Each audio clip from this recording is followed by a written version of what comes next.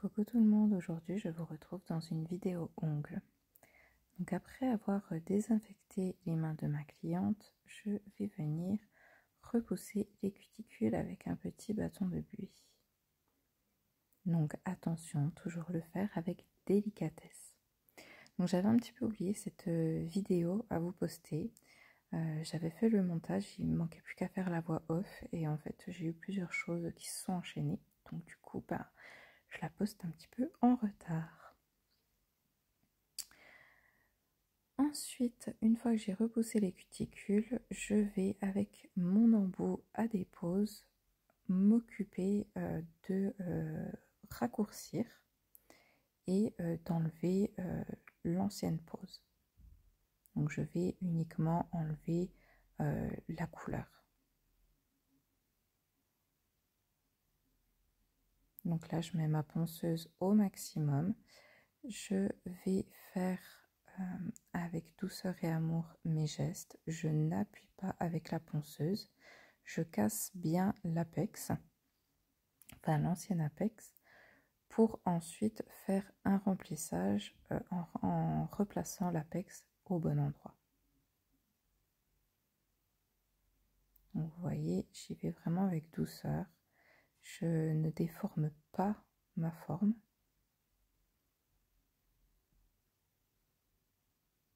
Et je pense bien à dépoussiérer avec ma petite brossette de temps en temps pour bien voir où j'en suis.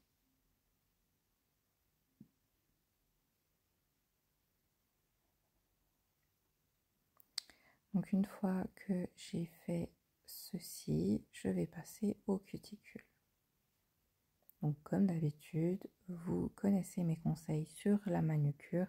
Là, je vous montre vite fait ce que je fais. Je suis désolée, le moment-là n'est pas cadré. Je vous montre vite fait ce que je fais, mais ça n'explique en rien quel outil j'utilise, pourquoi, parce qu'il faut tout choisir selon le type d'ongle, de peau, de cuticule, tout ce que vous voulez. Donc c'est vraiment, il vous faut une formation très précise. Donc là, je continue ma préparation de l'ongle. Donc je passe un petit coup de bloc très doux, donc un bloc 180, juste pour matifier ma plaque et créer une accroche pour les produits qu'on va poser ultérieurement.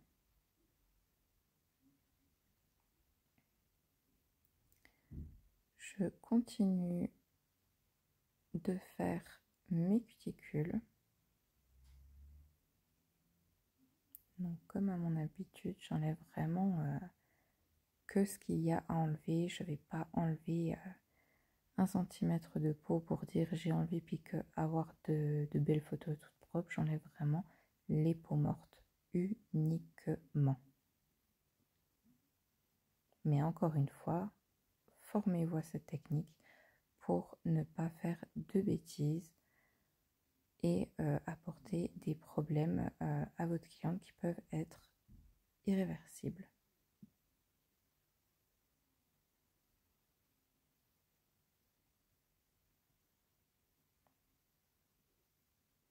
Donc là, je peaufine mes cuticules pour que ça soit vraiment top, nickel. Après avoir bien dépoussiéré, je vais appliquer mes liquides de préparation. Donc ici, je mets un déshydratant, ensuite un stabilisateur de pH. Et pour terminer, je vais mettre un primer avec peu d'acide. Ce que certaines marques appellent des bondeurs. Et qui va laisser une petite couche brillante vu que ça fait effet double face entre la plaque de l'ongle et la base qu'on pose juste après. Donc j'ai déposé un petit spooch de ma base et avec mon pinceau que j'utilise uniquement pour la base, je viens masser ma plaque et ensuite polymérisation 60 secondes. Ensuite pour cette cliente, j'utilise de l'agrégel, donc je vais placer ma petite boule d'agrégel et je vais venir avec mon pinceau étendre la matière, donc je vais bien fusionner au niveau des cuticules. Je vais emmener de gauche à droite et ensuite je vais étirer mais sans appuyer avec le pinceau. Il faut vraiment être très doux. Surtout que là, c'est de l'acrygel qui s'apparente plutôt à du polygel, donc qui est assez mou et qui va se déformer assez facilement. Donc il faut être vraiment très doux avec les gestes. Et si vous le travaillez correctement, vous aurez à peine de l'image, voire pas du tout par la suite. Une fois que je suis contente, hop, polymérisation 60 secondes. Donc vous voyez là, je fais vraiment un tout petit limage. Donc je fais un peu le bord libre, les latérales, et je vais faire légèrement une mise en forme définitive pour être sûr d'avoir la structure parfaite.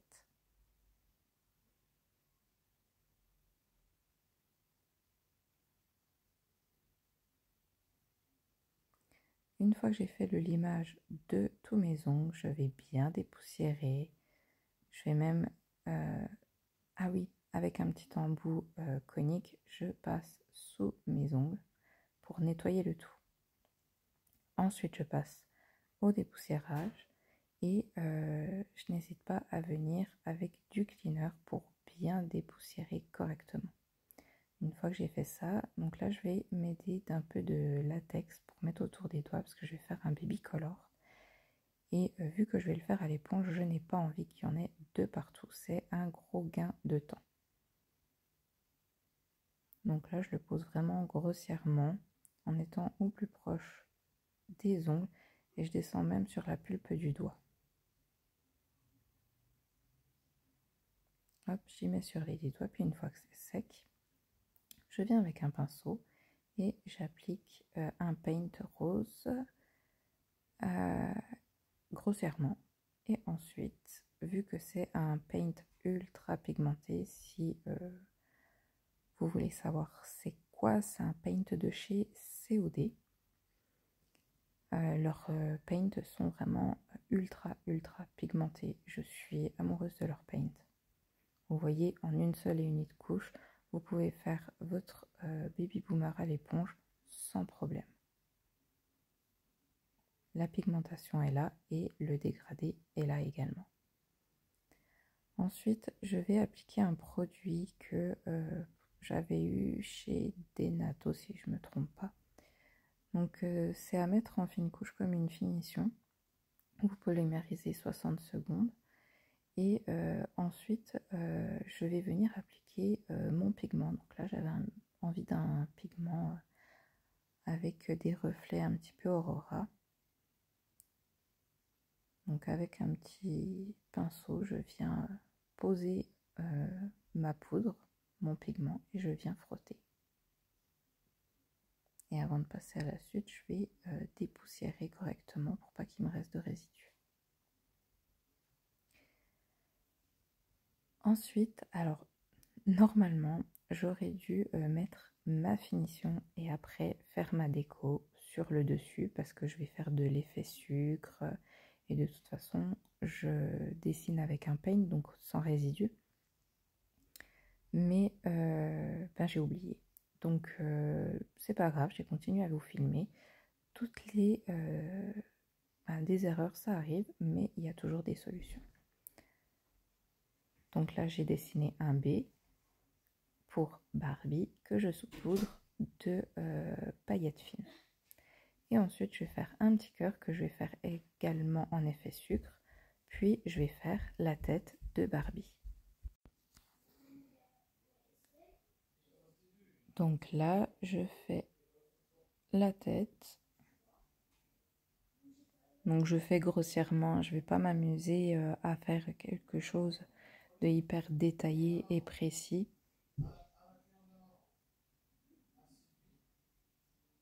Donc on fait un petit peu la forme de la tête avec le cou et la queue de cheval, que je vais remplir exclusivement de rose. Donc une fois que j'ai fait ça, je vais envoyer en lampe 60 secondes. Donc toutes les étapes là, j'aurais pu y faire par-dessus ma finition. C'est ce qu'il aurait fallu que je fasse. Mais j'ai oublié. Donc vous allez voir après, je vais vous montrer. Donc là, j'ai refait le petit chouchou avec un paint blanc. Et là du coup je vais mettre ma finition brillante. Ah oui, j'enlève le latex avant, donc je prends une pince. Vous avez vu, ça s'enlève super bien et au moins le tour des doigts de ma cliente est ultra propre. Et une fois que j'ai fait ça, du coup, je vais venir placer ma finition. Donc je vais déjà la placer sur l'auriculaire et l'index. Et ensuite, je vais venir sur mon majeur. Donc je vais mettre un peu grossièrement partout. Et ensuite, je vais venir avec un pinceau de détail pour terminer l'application de la finition, pour pas en mettre sur l'effet sucre. Parce que si vous remettez de la finition sur votre effet sucre, ça va gâcher le résultat. Ça va plus être aussi brillant. Et puis ce n'est plus un effet sucre. Donc là vous voyez, je viens avec le pinceau de détail. Donc voilà, j'aurais dû tout faire au-dessus de ma finition, mais il est possible de rattraper ces erreurs ou ces oublis quand des fois on papote beaucoup avec la cliente. Voilà ce qui peut arriver. On retourne bien la main et polymérisation 2 fois 60 secondes. J'espère que cette petite vidéo vous aura plu. Je vous fais des gros bisous et je vous dis à bientôt. Bye bye.